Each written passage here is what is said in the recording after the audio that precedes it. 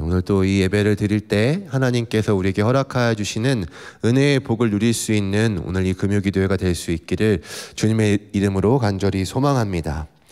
얼마 전에 이제 고등부 목사님께 전화가 왔었습니다. 일본 선교회 이제 목사님께서 가시게 됐는데 이제 가 있는 동안 이제 제가 고등부에 가서 좀 설교를 해 줄 수 있는지에 대한 연락이었습니다. 이 연락을 받고 저는 잠시 고민에 빠졌습니다. 왜냐하면 저는 고등부가 어떤 부서인지를 잘 알고 있었기 때문입니다. 흔히들 이제 좀 이렇게 교육부 사역을 하신 분들에게서 고등부의 좀 별명은 좀비 월드라고 불리우는 곳입니다.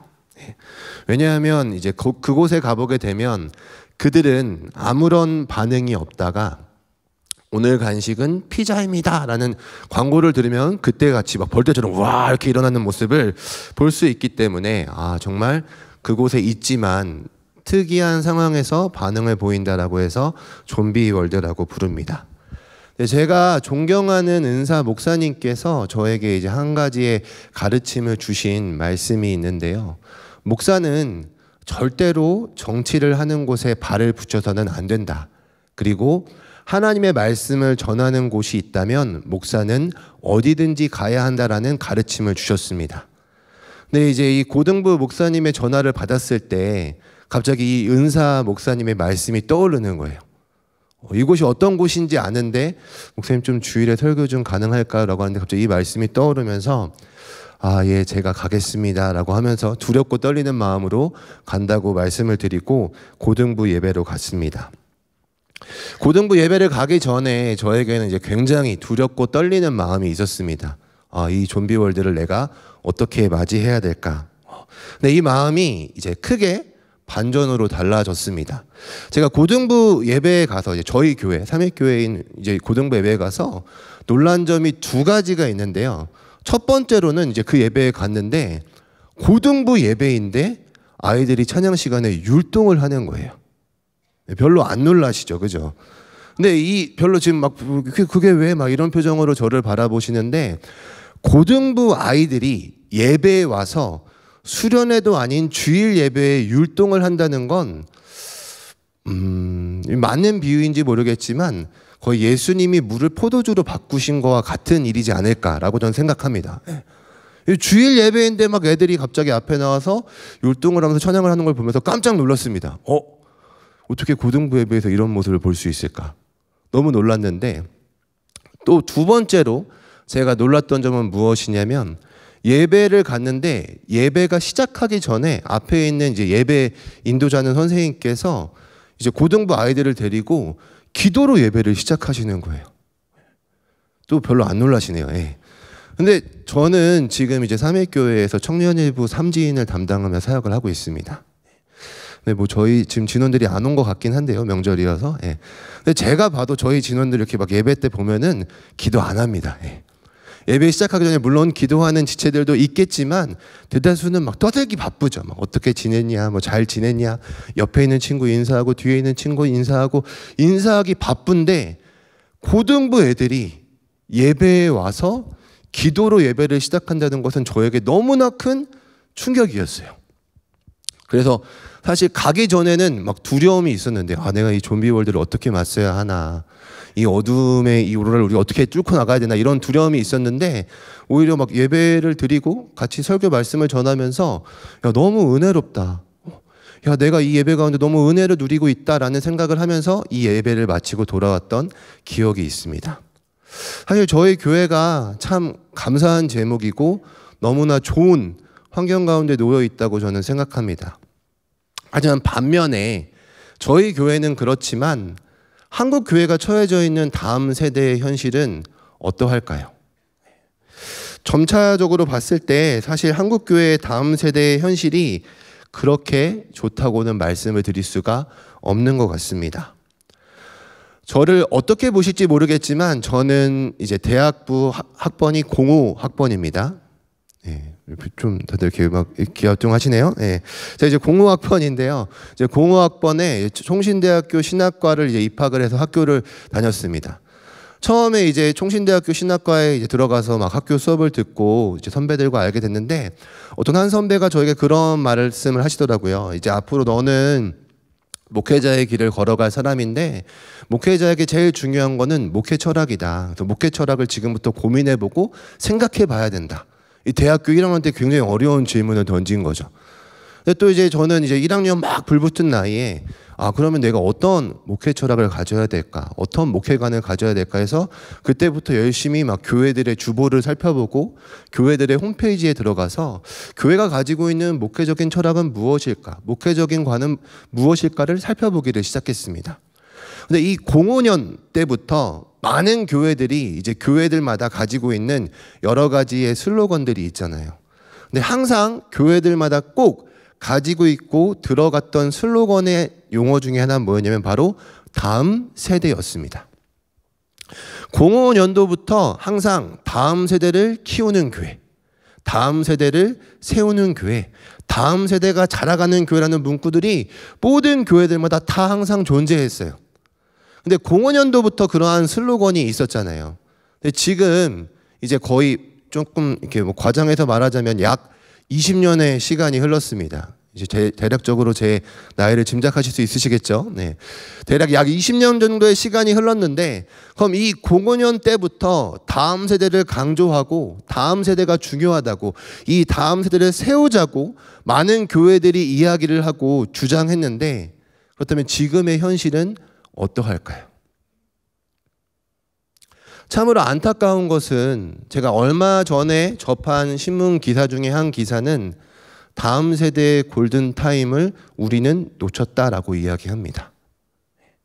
약 20년 전부터 이 다음 세대가 중요하다고 이야기해왔고, 이 다음 세대를 키우자고, 이 다음 세대를 말씀으로 양육하자고 계속해서 한국 교회 안에 많은 말들과 이야기들이 있었지만, 그럼에도 불구하고 20년이 지나고 나니까 나온 이야기는 무엇이냐면, 우리는 다음 세대를 놓치고 있다. 다음 세대가 교회를 떠나가고 있다. 다음 세대의 골든타임을 놓쳐버렸다라고 이야기를 합니다. 대한민국에 청소년들이 약 200만 명 가량 있다고 합니다. 그렇다면 이 200만 명이라는 숫자 중에서 정말 좀 예수님을 내가 믿고 예수님을 내가 구주로 모시고 있는 청소년의 비중이 얼마나 될까요? 어떤 단체에서 이걸 가지고 조사를 해봤는데 200만 명의 청소년 중에서 예수님을 구주라고 모시고 고백하고 있는 청소년들의 숫자가 이 200만 명 중에 7만 5천 명 정도가 해당된다고 설문을 냈습니다. 몇 프로인지 좀 계산이 되시나요? 대략적으로 계산해 보니까 약 3.7 이렇게 쭉쭉 뭐 약으로 따져보면 3.8% 되는 것 같습니다. 저희가 흔히 이제 선교학에서요, 이제 선교학의 수치로 복음화율이 3%가 안 되는 종족을 가리켜서 미전도 종족이라고 부릅니다. 근데 우리나라 청소년 복음화율 퍼센테이지가 3.8%라는 거예요. 너무나 속상한 이 현실은 지금 우리나라에 처해져 있는 청소년들이, 많은 청소년들이 거의 미전도 종족과 같은 상태에 이르고 있다고 얘기를 할 수 있을 것 같습니다. 이러한 충격적인 현실 앞에서 좀 이 원인을 찾고자 보다 더 조사를 했던 것 같습니다. 왜 다음 세대들이 교회를 떠나가고 있는가? 왜 이들은 교회에서 벗어나고 있는가? 조사를 해봤는데 순위권에 들었던 세 가지의 대답이 있습니다. 첫 번째의 대답은 무엇이냐면, 교회에 가봐도 하나님을 만나지 못하기 때문에. 그리고 그 다음의 대답은 재미가 없어서. 그리고 세 번째의 대답은 별로 다르지 않기 때문에 라고 이제 설문조사가 나왔습니다. 교회에 가도 하나님을 만나지 못하고 재미가 없고 다르지 않다라는 이 설문 조항에 대답을 곰곰이 좀 묵상을 해보면 저는 한 가지의 좀 결론으로 귀결이 되는 것 같아요. 결국에는 이 청소년들에게 신앙이라는 것과 삶이 전혀 일치되지 않음을 보여준 것이죠. 신앙과 삶이 같았다면 이들은 분명 교회에 가서 하나님을 만날 수 있었을 것입니다. 신앙과 삶이 일치되는 모습을 보여준다면 정말 신앙을 가지고 살아가는 기쁨이 무엇인지, 우리가 신앙을 가지고 살아갈 수 있는 그 기쁨이 무엇인지를 이들은 누렸을 것입니다. 신앙과 삶이 일치하는 모습을 보여줬다면 정말 이 땅 가운데 이 세상을 살아가며 하나님의 백성들이 이 땅을 어떻게 살아가는지를 보여줄 수 있는 다름을 그들은 느꼈을 것입니다. 하지만 신앙과 삶이 전혀 일치하지 않는 모습을 그들이 바라보았을 때 그들은 교회를 떠나가게 됩니다. 예를 들면 그런 거죠. 교회에서는 하나님은 정말 살아계신 분이시다. 하나님과 같은 분이 없다. 하나님만 의지하면 된다. 하나님만 믿으면 된다. 라고 계속 말하고 말씀을 나눴습니다. 하지만 집으로 돌아가서, 가정으로 돌아가서 이 청소년들이 처해져 있는 현실로 돌아가 보니 그렇지가 않은 거예요. 현실은 이 하나님보다 대학교가 더 앞서는 거죠. 대한민국 청소년 중에서 공부를 좋아하는 청소년이 얼마나 될까요? 다 엄마들의 허상 속에만 있는 거죠. 저희 어머니들이 꿈꾸는 모습은 자녀들이 집에 들어오면 신발을 가지런히 딱 벗어놓고 딱 어머니 학교 다녀왔습니다. 그래 학교 다녀왔니? 저는 방에 들어가 그럼 못한 공부를 하겠습니다. 이런 모습을 꿈꾸겠지만 현실은 전혀 그렇지 않잖아요. 막 신발 막 팽개쳐놓고 들어가서 엄마 밥 주세요! 막 소리 지르고 야 너는 뭐 언제 밥을 먹어도 밥 타령이 하면 배고프단 말이야 빨리 밥 주세요! 하고 TV를 틀고 소파에 누워있는 것이 저의 현실이잖아요. 누가 공부를 하는 걸 좋아하겠냐고요. 그런데 중간고사, 기말고사 기간만 되면 아이들이 교회에 나오지 않습니다. 왜 교회에 나오지 않냐고 신방을 해보게 되면 공부를 해야 된대요. 누가 이 아이들에게 공부를 해야 된다고 말을 했을까요? 학생들의 부모님들께 전화해봅니다. 어머니 누가 이번 주에 교회를 안 나와서요. 목사님 저도 너무 잘 알고 있는데요. 근데 이 친구가 지금 중간고사 기간이에요. 대학교에 가야 되잖아요. 신앙과 삶이 전혀 일치되지 않는 상황 가운데 놓여져 있는 거죠. 교회에서는 계속 하나님이 살아있는 분이라고, 하나님과 같은 분이 없다고, 하나님은 분명 지금도 역사하시는 분이라고 계속해서 말씀을 전하고 이야기하고 있지만 이 아이들이 처해져 있는 현실은 그 아이들의 현실의 일상의 삶은 전혀 그렇지 않은 거죠. 오히려 하나님보다 대학교가 더 앞서고 있고, 그러니까 중간고사, 기말고사 기간이 되면 오히려 시험을 더 잘 봐야 되기 때문에 더 잘 보여야 될 하나님보다 오히려 성적이 더 중요하기 때문에 그곳으로 가야 한다고 부모님들은 이야기를 하고 있습니다. 아이들은 모르는 것 같지만 다 알고 있고, 안 보는 것 같지만 다 보고 있고, 안 듣는 것 같지만 다 듣고 있는 존재인 것 같습니다. 저희 집에도 이제 6살 된 아들이 한 명 있는데요. 요새 그렇게 이제 아침에 일어나서 옷장을 열면 한탄을 해요. 난 입을 옷이 없다고. 그러니까 둘 중에 한 명이 그런 모습을 보여준 거죠. 안 듣는 것 같아도 다 듣고 있고, 안 보는 것 같아도 다 보고 있는 모습으로 6살짜리 아이가 옷장을 열면 한탄을 합니다. 나는 입을 옷이 없다고. 그렇습니다. 신앙과 삶의 일치를 가장 잘 보여줄 수 있는 장소는 어디일까요? 많은 청소년들이 신앙과 삶이 일치하지 않아서 교회를 떠나가고 있다고 하고 있는데, 그렇다면 이 신앙과 삶이 일치하다는 것을 가장 잘 보여줄 수 있는 장소는 저는 바로 가정이라고 생각합니다. 하지만 이 가정에서 과연 우리의 모습은 어떤지를 오늘 이 시간에 한번 생각해 보았으면 좋겠습니다. 오늘 이 자리에 나오신 우리 성도님들의 가정은 오늘 어떠한 모습을 보이고 계십니까? 우리의 가정은 정말 안녕한 상태에 놓여 계십니까? TV를 보더라도, 아니면 영화를 보더라도, 아니면 뉴스를 보더라도 정말 가정 가운데 많은 상처와 아픔들과 깨어진 가정들이 계속해서 늘어나고 있는 것을 우리는 바라볼 수 있습니다. 가정이라는 곳은 어떤 곳일까요? 가정은 하나님이 세우신 공동체입니다. 사람이 만든 공동체가 아니고요. 성경 말씀을 읽어보게 되면 이 가정은 하나님이 만드신 공동체예요. 하나님께서는 이 가정이라는 공동체를 통해서 그 가족 구성원들이 하나님이 어떤 분이신지, 그리고 하나님이 행하신 일들이 무슨 일들인지를 그 가족 간에서 함께 나누고 교제할 수 있도록 가정을 만드셨습니다. 가정의 순기능이라는 것은 저는 바로 이렇다고 생각해요. 그 가정을 통해서 하나님과 하나님에 대한 이야기가 계속 끊임없이 들려지고 나눠지는 그 공동체가 가정이어야 되는데, 그렇다면 지금 오늘을 살아가고 있는 우리들의 가정의 모습은 어떠한가라는 것입니다. 신앙의 이야기가 없는 것은 둘째 치더라도 많은 가정들이 다 깨어지고 아파하고 있는 것이 지금 우리의 현실이지 않나 라는 생각을 해보게 됩니다. 그곳에서 하나님을 향한 이야기와 하나님을 향한 말씀이 들려지고 나뉘어져야 되는데, 그 이야기가 나눠지기도 전에 오히려 가정이라는 그 형태조차도 지킬 수 없는 것이 지금 오늘을 살아가고 있는 우리 현 시대의 모습이라고 저는 생각합니다.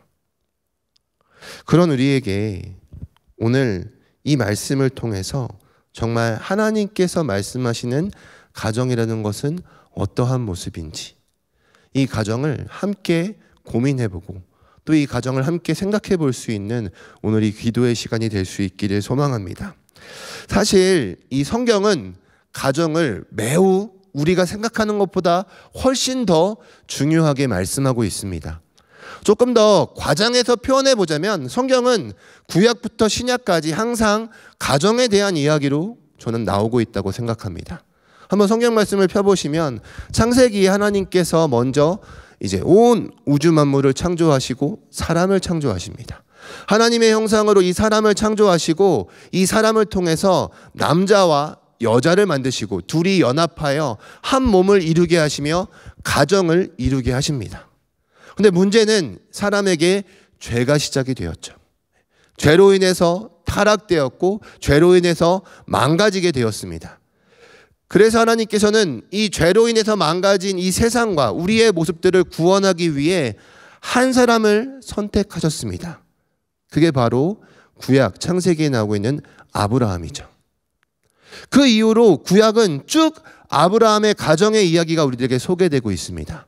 아브라함이 나오고요, 이삭이 나오고요, 야곱이 나오고요, 요셉이 나오고요, 또 요셉 이후에 하나님께서 약속하신 대로 이 가정을 통해서 이루게 하신 민족, 이스라엘의 민족의 이야기가 구약 성경에는 쭉 나옵니다. 그래서 구약은 아브라함의 가정의 이야기죠. 그렇다면 신약도 가정의 이야기가 나올까요? 네, 가정의 이야기가 나옵니다. 구약은 아브라함의 가정의 이야기가 나왔다면 신약 역시도 가정의 이야기가 등장하는데, 신약에 나오는 가정은 어떠한 가정이냐?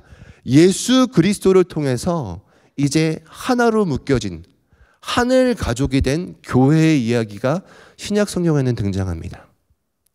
가정의 이야기가 계속 등장하고 있죠.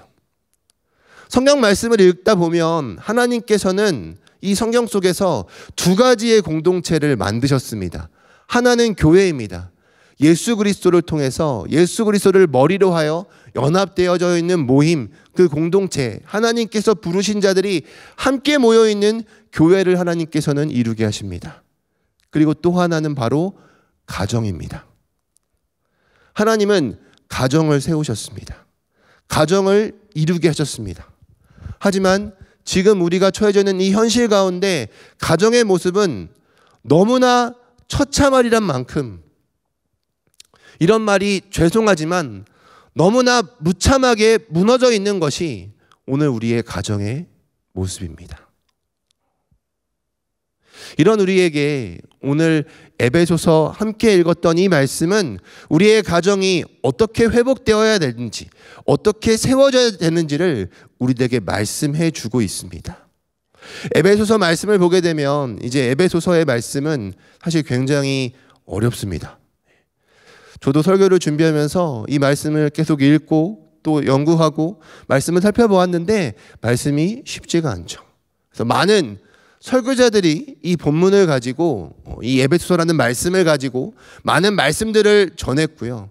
또 어떠한 성경학자는 이 에베소서를 가리켜서 이 에베소서는 신약 성경을 많이 쓴 바울이 쓴 성경 중에서도 가장 이 바울의 사상의 정수를 보여주는 성경이다라고 표현을 하기도 합니다.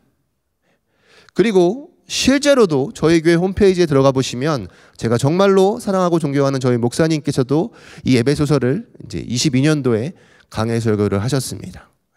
그래서 이 에베소서는 이제 이렇게 너무나 중요한 우리 성경 말씀인데요. 이 에베소서를 크게 두 분류로 나눠볼 수 있을 것 같아요. 6장까지 이루어진 이 에베소서가 크게 두 분류로 나눌 때 1장부터 3장까지 그리고 4장부터 6장까지 크게 두 분류로 이 에베소서를 나눠볼 수 있을 텐데 1장부터 3장까지의 주된 내용은 무엇이냐면 바로 예수 그리스도 안에서 우리가 어떻게 구원을 얻었는가를 1장부터 3장까지는 계속해서 우리들에게 소개해 주고 있습니다.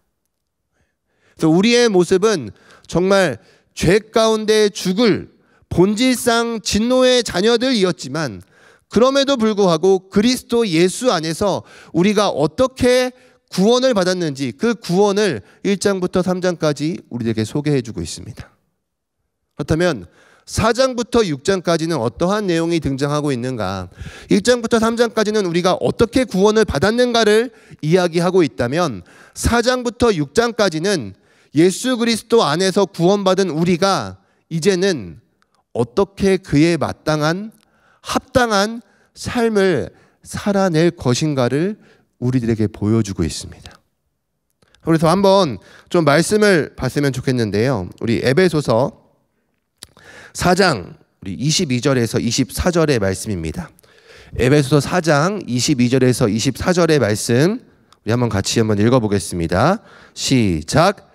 너희는 유혹의 욕심을 따라 썩어져가는 구습을 따르는 옛사람을 벗어버리고 오직 너희의 심령이 새롭게 되어 하나님을 따라 의와 진리의 거룩함으로 지으심을 받은 새 사람을 입으라. 그래서 4장에서는 우리가 이제는 예수 그리스도를 통해서 그리스도 안에서 이제는 구원받은 존재가 되었으니까 더 이상 유혹의 욕심을 따라 썩어져가는 구습을 따르는 이 옛사람의 모습을 벗어버리고 이제 옛사람을 벗고 이제는 예수님을 따라가는 새 사람의 모습을 입으라고 우리들에게 말씀하고 있습니다. 에베소서 5장에 보게 되면 또 이렇게 나오는데 우리 한번 5장 우리 8절 말씀을 한번 읽어볼까요? 5장 8절 같이 한번 읽어보겠습니다. 시작. 너희가 전에는 어둠이더니 이제는 주 안에서 빛이라. 빛의 자녀들처럼 행하라. 아멘. 이제는 너희는 빛이다. 너희는 빛의 자녀처럼 행해야 된다. 4장부터 계속해서 나오고 있는 말씀은 무엇이냐면 너희는 이제 더 이상 옛사람이 아니다. 너희는 새 사람의 모습으로 살아가야 된다. 너희는 하나님을 본받아서 빛이신 하나님을 본받아서 빛 가운데 살아가는 빛의 자녀로 살아가야 된다라고 우리들에게 권면하고 있습니다. 이제는 구원받은 자의 모습에 맞게 그의 합당한 모습을 갖추어 살라고 우리들에게 이야기합니다. 그럼 이 합당한 모습을 가지고 살아야 될 본격적인 우리의 상황과 우리의 배경이 어디일까요? 우리가 새 사람을 입고 살아야 되고 빛의 자녀로 행하며 살아야 되는데 내가 빛의 자녀로 새 사람의 모습으로 살아가야 될 나의 가장 중요한 장소가 어디인가? 에베소서는 계속해서 말하기를 그 장소가 가정이라고 이야기합니다. 5장 22절부터 계속해서 말하기를 우리를 부릅니다. 남편들아, 아내들이여, 부모들아, 자녀들아, 계속해서 이 상황을 이야기하기를 가정 속에서, 우리가 처해져 있는 이 가정 속에서 하나님의 새 사람의 모습대로 살아가야 됨을, 하나님의 빛의 자녀다운 모습대로 살아내야 됨을 우리들에게 말씀하고 있습니다.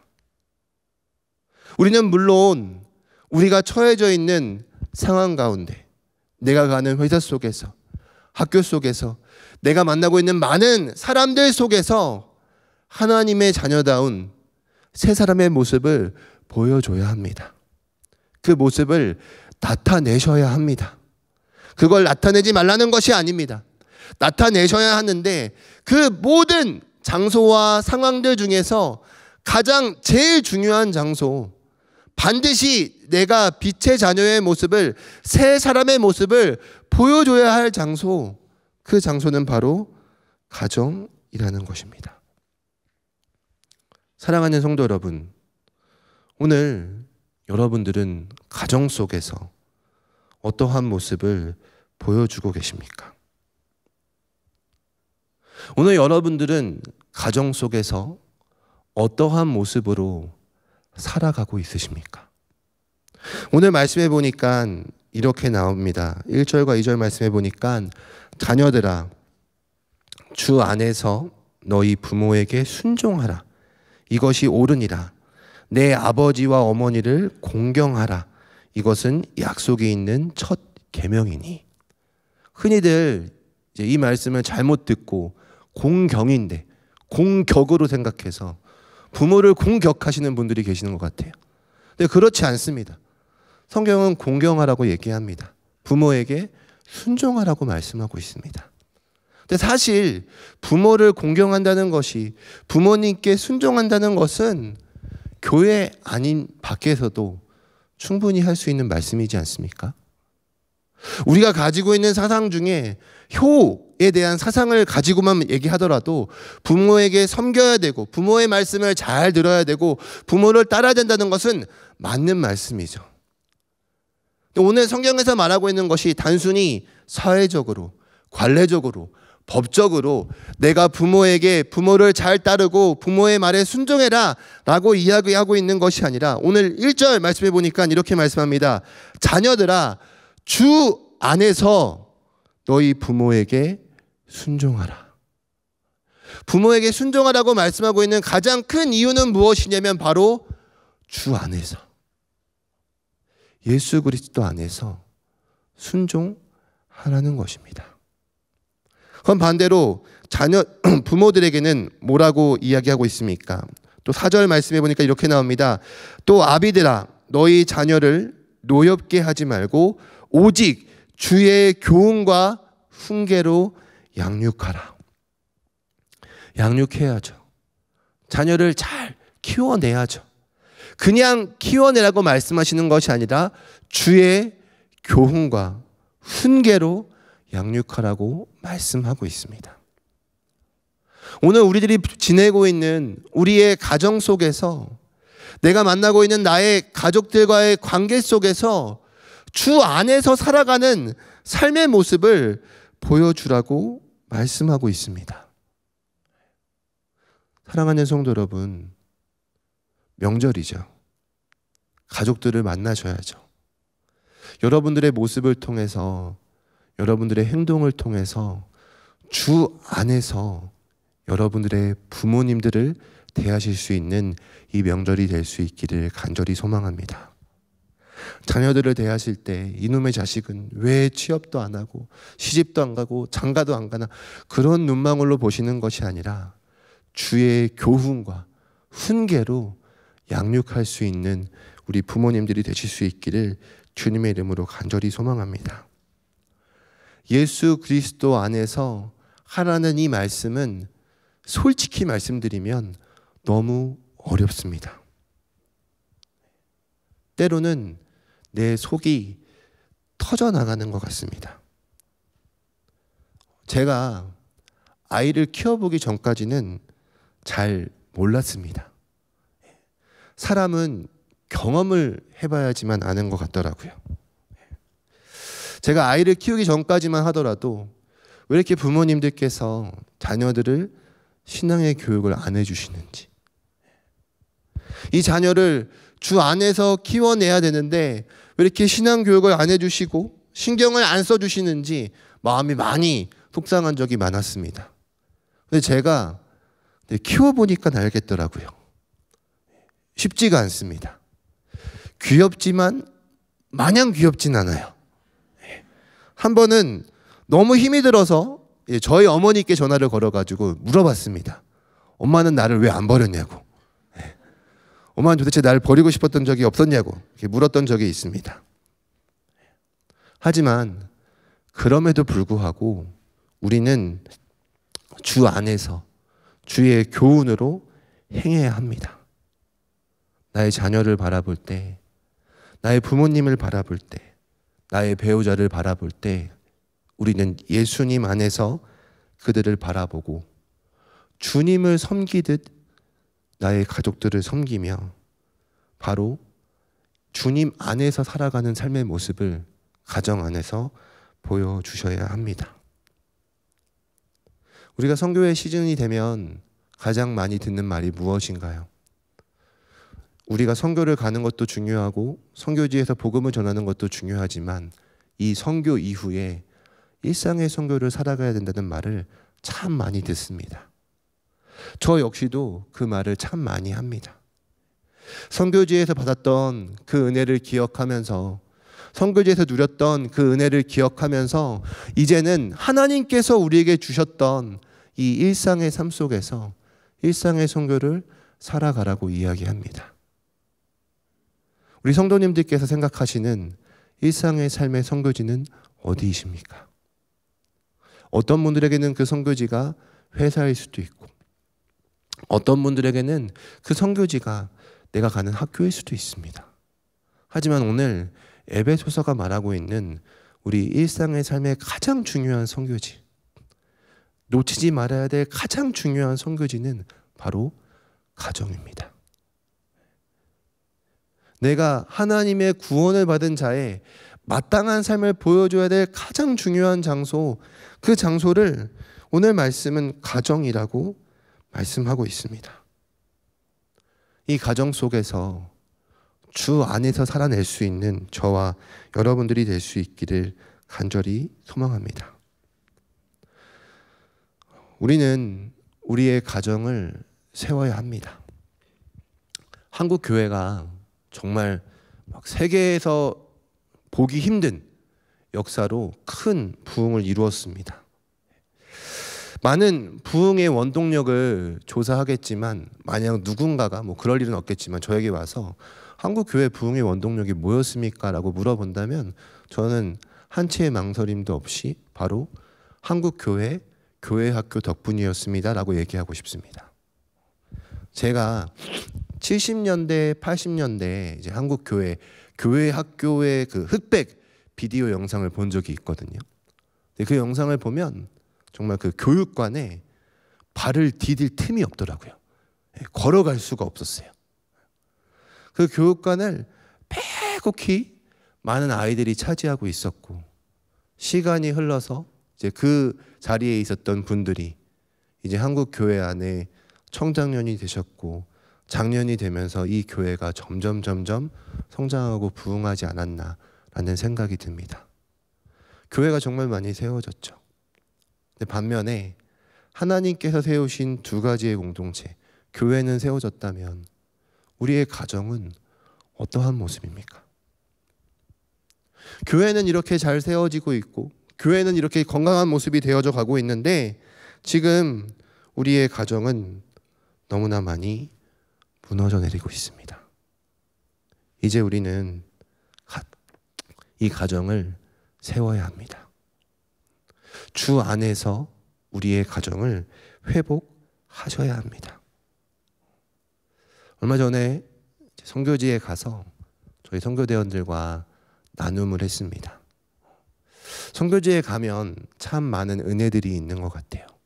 노방전도에 갔을 때 열심히 전도를 하지만 그 전도지를 받지 않는 그 현지에 있는 많은 분들을 바라보면서 슬프기도 하지만 이 복음이 너무나 중요하다는 것을 깨닫는 은혜가 있고요. 또 이 선교지에 가서 열심히 사역을 했을 때 뭔가 보이는 그러한 작은 열매들, 작은 결실들을 바라보면서 너무나 은혜를 받는 순간들도 있습니다. 저에게 있어서 가장 큰 은혜가 되는 부분이 있다면 저는 선교 대원분들과 저녁에 함께 기도하고 오늘 있었던 일들을 나누면서 이제 은혜들을 나누는 시간이 저에게 너무 은혜가 되는 것 같아요. 근데 한 청년이 이제 저녁에 나눔을 하는데 그런 이야기를 하더라고요. 막상 노방전도를 나가서 정말 이 모르고 있는 해외에 있는 많은 사람들에게 전도를 하고 복음을 전하고 있는데 문득 자신의 부모님이 떠올랐대요. 이 청년이 정말 귀한 청년이죠. 부모님은 지금 신앙을 갖고 계시지 않는데 홀로 교회에 나와서 신앙생활을 한다고 합니다. 열심히 노방전도를 하고 전도를 하고 있는데 내가 이 사람들한테는 이렇게 내가 전혀 알지도 못하고 언어도 안 통하는 이 사람들에게는 이렇게 열심히 전도를 하고 있는데 나는 막상 우리 부모님께 뭘 했나 라는 생각을 하면서 내가 정말 이들에게 열심을 다해서 복음을 전했던 것처럼 이제는 이 선교가 마치고 집으로 돌아가면 다시 가정에서 열심히 기도하며 부모님께 복음을 전해야겠다는 귀한 나눔을 들었습니다. 오늘 우리의 가정은 어떻습니까? 참 어렵죠. 오히려 어쩌면 모르는 사람들에게 복음을 전하는 건 조금 더 쉬울 수 있는데 내가 잘 알고 있고 나와 가까운 사람에게 복음을 전하는 건 정말 훨씬 더 어려운 일이라고 생각합니다. 하지만 그럼에도 불구하고 우리는 우리의 가정에게 복음을 전할 수 있어야 합니다. 왜냐하면 오늘 말씀 속에서 내가 하나님의 구원받은 자의 마땅한 삶을 보여줘야 할 장소, 내가 빛의 자녀로 살아내야 할 장소, 하나님의 거룩한 백성의 모습을 보여줘야 될 장소를 오늘 성경 말씀은 가정이라고 말씀하고 있기 때문입니다. 힘들고 어렵지만 오늘 이 자리에 모이신 우리 성도님들을 통해서 여러분들을 통해서 그 복음이 나눠질 수 있는 이번 명절 모임이 되기를 주님의 이름으로 간절히 소망합니다. 또한 우리가 좀 우리의 가족들을 축복했으면 좋겠습니다. 저는 어렸을 적에 문방구집 아들이 제일 부러웠습니다. 왜냐하면 학교 앞에 있는 문방구집 아들은 항상 모든 최신 장난감을 다 가지고 있었기 때문에 그 문방구집 아들이 너무나 부러웠습니다. 나는 왜 저 최신 장난감을 가지지 못할까? 그래서 그런지 저희 아들이 항상 돈만 생기면 장난감을 산다고 하더라고요. 저는 그 문방구집 아들이 너무나 많이 부러웠는데 문득 제가 하나님을 알게 되고 제 신앙이 점점 자라가면서 저는 저희 부모님이 너무 자랑스러웠습니다. 제가 어떠한 사람인지를 그 누구보다 잘 알고 있기 때문에 만약 저희 부모님께서 신앙을 가지지 않으셨더라면, 만약 저희 부모님이 저에게 그 신앙의 유산을 물려주지 않으셨더라면 전 지금의 제가 아니었다라고 생각합니다. 좀 우리 그러한 신앙의 유산을 물려준 부모님들이 계시다면 그 부모님들을 축복했으면 좋겠습니다. 만약 이 중에 부모님들이 계십니까? 부모님들이 계시다면 오늘 이 시간 좀 우리 자녀들을 축복하셨으면 좋겠습니다. 사실 우리 자녀들은 우리들의 소유가 아닙니다. 하나님께서 우리에게 맡기신 겁니다. 하나님께서 우리에게 보내주신 겁니다. 이 자녀를 하나님의 사람으로 주의 교훈과 훈계로 잘 양육하라고 우리에게 맡겨주셨습니다. 이 자녀들을 축복하며 하나님 정말 이 세상 가운데 점점 악해져가고 어두워져가는 이 세상과 이 시대 가운데 이 아이를 하나님의 자녀로 잘 양육하게 해달라고 이 자녀들을 놓고 축복하셨으면 좋겠습니다. 만약 저희 가족은 믿지 않습니다. 저는 믿지 않는 가정에 있습니다. 저는 여러분들 스스로를 좀 축복하셨으면 좋겠습니다. 여러분들은 그 누구보다 정말 귀하신 분들이에요. 하나님께서 여러분들을 선택하셔서 여러분들의 가정에 여러분들을 통해 그 구원의 복을 얻게 하시려고 여러분들을 먼저 부르셨습니다. 여러분들 자신을 축복했으면 좋겠습니다. 하나님, 저를 통해서 제가 저희 가정에서 보여주는 저의 삶의 모습을 통해서 우리 많은 가족들 가운데 하나님의 구원의 복이 흘러가게 해달라고 자신을 축복했으면 좋겠습니다. 마지막으로 우리 교회 다음 세대를 놓고 축복하셨으면 좋겠습니다. 나와 전혀 관련이 없더라도 내가 알지 못하는 아이들일지라도 그 아이들은 우리 교회의 미래이고 우리 한국교회의 미래가 될 아이들입니다. 이 다음 세대를 놓고 우리는 기도해야 합니다. 다음 세대들이 점점 교회를 떠나가고 있습니다. 사실 아까도 말씀드렸지만 고등부 예배에 가서 너무나 큰 은혜를 누렸습니다. 너무나 큰 은혜를 받았습니다. 반면에 제 마음이 너무 아프고 속상한 일은 무엇이냐면 나중에 한번 우리 성도님들께서 주보를 펴보셨으면 좋겠어요. 거의 한 달 내내 우리 교회 학교에서 교사를 모집한다는 광고가 끊임없이 올라옵니다. 이렇게 큰 교회인데 제가 보면 정말 능력도 좋고 은사도 너무나 많은 청년들이 많이 모여있는 교회인데 이런 교회에서 교회 학교에 교사가 부족하다고 성경학교를 해야 되는데 수련회를 해야 되는데 교사들이 없어서 너무 힘이 들다고 교사를 모집한다는 광고가 끊임없이 한 달 내내 올라오고 있습니다. 우리의 다음 세대를 놓고 축복했으면 좋겠습니다. 제가 알고 있는 아프리카 속담 중에 이러한 속담이 있습니다. 한 아이를 키우려면 온 마을이 필요하다. 한 영혼을 세우기 위해서는 온 사랑과 정성이 필요하다라는 이야기인 것 같습니다. 우리 교회뿐만 아니라 많은 교회들이 하나님의 말할 수 없는 은혜로 세워졌습니다. 그렇다면 지금 이 시기는 하나님께서 세우신 또 다른 공동체인 가정을 세워야 합니다. 이제는 교회가 가정을 세워야 할 때라고 생각합니다.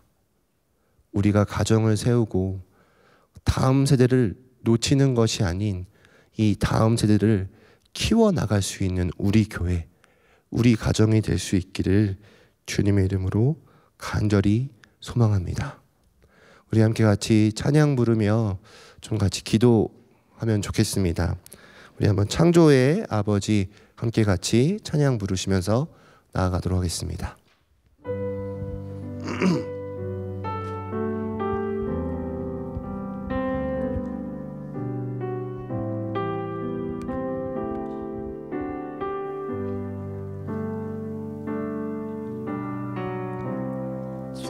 창조의 아버지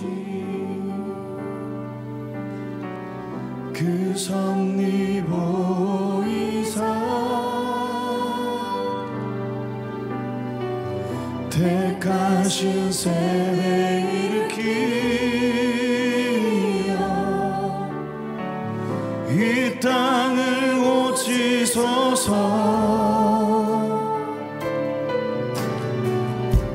주의 크신 능력 만물이 사모하니 성령의 기름 부어주사 이 시간 임하소서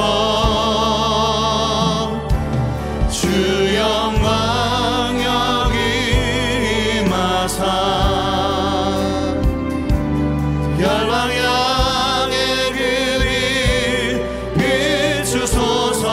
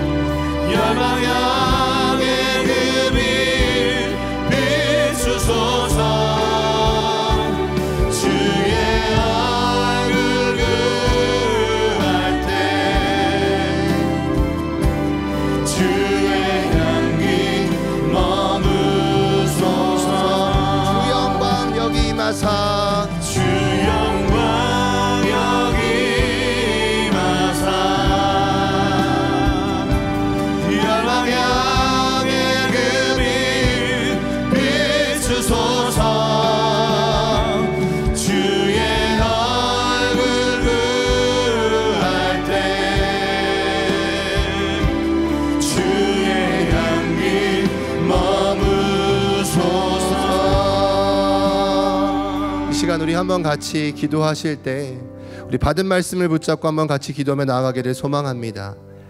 지금 우리가 처해져 있는 상황은 너무나 무참하게 우리의 가정이 무너져 내리고 있습니다. 신앙의 이야기가 들려져야 되고 하나님의 말씀이 선포되어야 되고 하나님의 말씀이 나뉘어져야 되는 우리의 가정 속에서 하나님의 말씀이 있기는커녕 모든 가정들이 상처받고 아파하고 무너지고 있는 것이 우리가 처해져 있는 현실입니다. 오늘 받은 말씀을 기억하며 하나님, 우리의 가정을 회복케 하여 주옵소서. 우리의 가정 가운데 주의 말씀이 있게 하여 주옵소서. 이 가정 속에서 하나님의 빛의 자녀의 모습으로 살아낼 수 있는 나의 모습이 되게 하여 주옵소서라고 우리 받은 말씀을 놓고 한번 같이 합심으로 기도하며 나아가도록 하겠습니다. 같이 기도하겠습니다.